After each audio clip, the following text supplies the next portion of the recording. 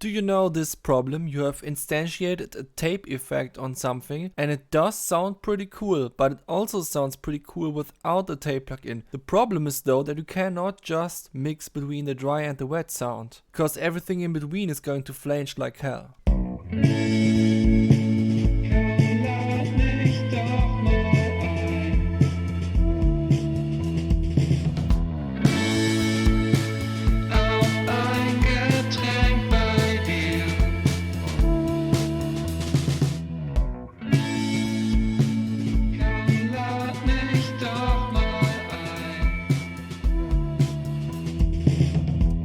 So what is the solution to that? Obviously, one of the possible solutions is that you just try to tweak the settings in the plugin. For example, here you could just try a different loss setting that just doesn't sound that lossy. But you could also use a different technique that will just restore the spectrum as it was before. In order to do that, you can just instantiate ProQ after the effect.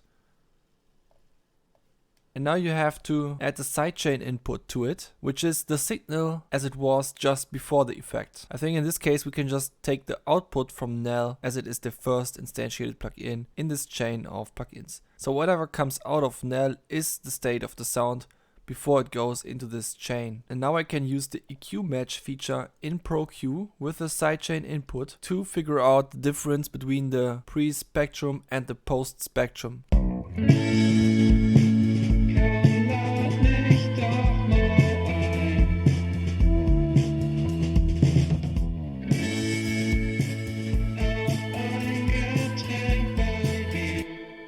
And now you know what the tape effect would sound like if it didn't change the spectral properties of the sound. And now you can really compare if the type of lossiness that is introduced by the tape effect would still make sense if the spectral information was still the same.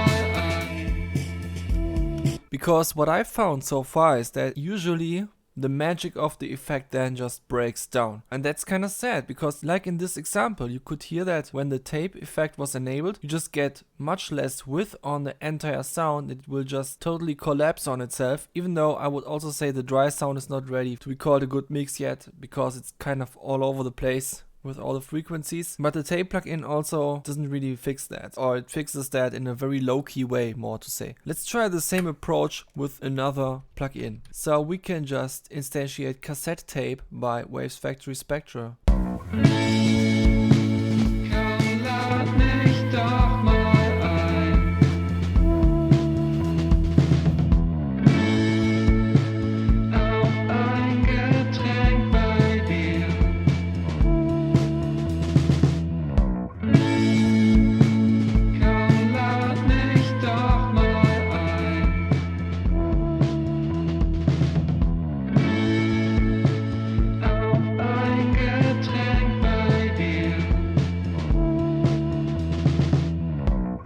Okay, I found a setting that kind of has this crunchy, nice tape saturation on it. So in theory, this should give us a sound that still has something desirable to it, even if we restore the spectral information now. Let's go.